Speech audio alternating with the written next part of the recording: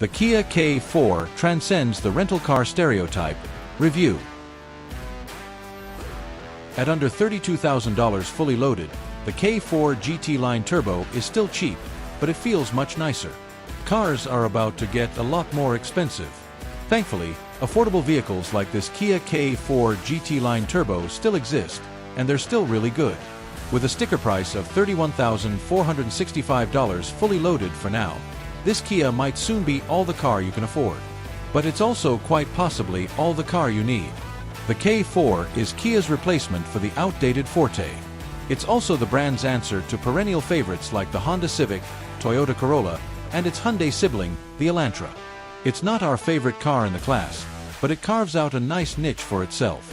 The Kia K4 is one of those cars that feels great as soon as you get inside. The interior is high quality and logically laid out, with, praise be, physical controls for basically everything. The infotainment system is also easy to get the hang of. Once you're on the move, it's just as easy to be impressed by the K4. Despite the GT Line moniker, this sedan is definitely aimed more for comfort than sporty driving. But that's fine. Who's buying one of these to tear up their favorite country road, anyway?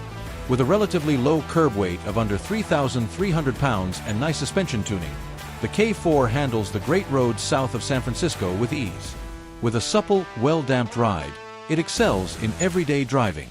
Special mention goes to the steering, which has a lovely, natural weight build-up off-center. Whoever tuned that really knew what they were doing.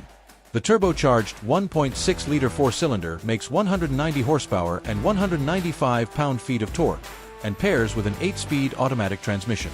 It's not quick, as you'd expect, but this drivetrain does help the K4 transcend its economy car roots. Lesser K4s have a 147 horsepower, naturally aspirated four-cylinder and a continuously variable transmission. A Civic C this is not, but the K4 has enough power, torque, and refinement here to justify making the jump to the turbo model. And the transmission is even pretty responsive when you flick the paddle shifters, so you can enjoy some spirited driving. Our tester also had the $2,200 technology package, which includes everything from heated and cooled seats to Kia's excellent driver assist technology. There's even a surround view camera system in a car that's barely more than $30,000. My abiding feeling is that this thing is nice for the money. Compact sedans have long felt like rental cars, and while you may get that sense in the $23,000 K4EX base model, this GT Line Turbo transcends its class. Or at least, popular expectations for its class.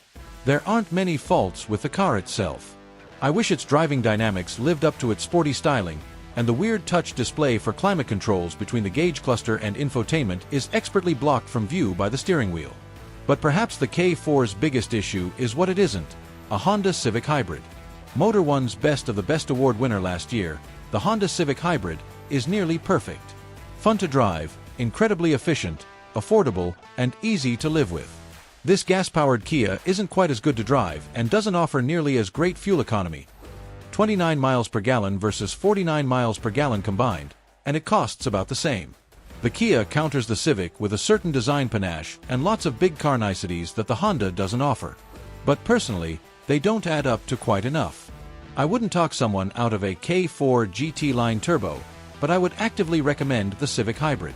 On the flip side, it's good that we have great options like this K4, in which buyers aren't penalized for going with a small, sensible car, because they may soon have no choice.